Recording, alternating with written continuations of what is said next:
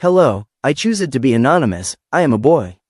I'm 30 years old and currently living in Sri Lanka. And this is not a story about success. This is a story about pressure, love, responsibility, and survival. In 2021, I graduated with a BSc in nursing. I thought life would finally become stable. A job, an income, peace for my family. But instead of certainty, I stepped into waiting, delays, and a country going through crisis. So I didn't sit idle. I accepted a research assistant job. I traveled long distances on my scooter collecting data, working hard, believing effort would eventually open doors.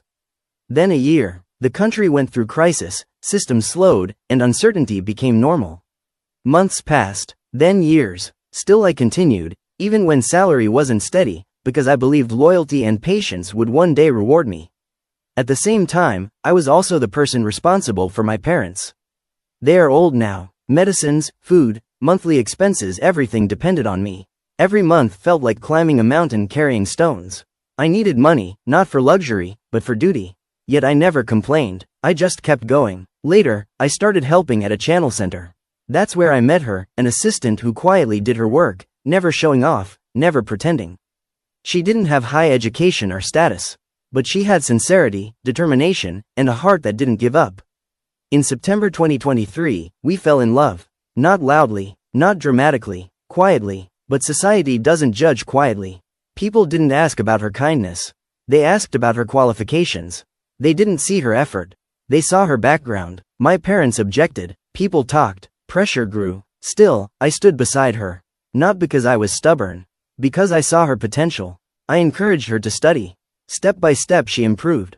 She completed courses, strengthened her confidence, and finally earned her English diploma. Watching her growth was one of the proudest moments of my life. I didn't make her strong, she already was. I just reminded her. Then came the storm. At work, my boss was asked to do something unethical. I refused. That decision cost me everything. Pressure came. Threats came. Accusations came. I lost positions I had worked years to build. But I didn't lose my values. Eventually I left and joined my nursing internship, which announced after 5 years in Sri Lanka. I started rebuilding life again from zero while still supporting my parents, still carrying responsibilities, still holding my relationship together. But during all of this, something began changing inside me. I started feeling constantly sleepy. Not normal tiredness, a deep, heavy exhaustion. On weekends I could sleep for hours and still wake up feeling drained. My body rested, but my mind didn't. Sometimes I didn't feel like doing anything at all. Even simple tasks felt heavy. I would think about goals, money, responsibilities, all the things I must achieve, but I couldn't move. It felt like my thoughts were running while my energy was frozen. And then came the strangest feeling. Sometimes life didn't feel real. I would look around and feel like I was watching my life instead of living it. Like everything was slightly distant, slightly foggy, like I was inside a dream I didn't choose. I wasn't scared, I was just detached. At first I thought I was just tired. But later I understood something important. This happens when a mind carries too much pressure for too long. When a person fights silently, stays strong for everyone, solves problems, carries responsibilities, and never stops, the brain sometimes protects itself by slowing things down. It doesn't mean you're weak. It means you've been strong too long. Many people feel this but stay silent. They think they're lazy. They think they're broken. They think they're alone. You are not lazy. You are not broken. You are not alone. You are tired, and tired minds can recover. I'm not sharing this story for sympathy. I'm sharing it for awareness.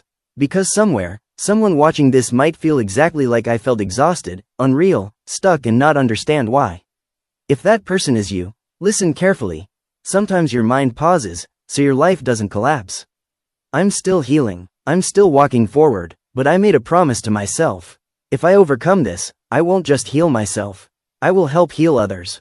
Because if one story can save one silent sufferer, then every struggle I carried had a purpose. Thank you for listening.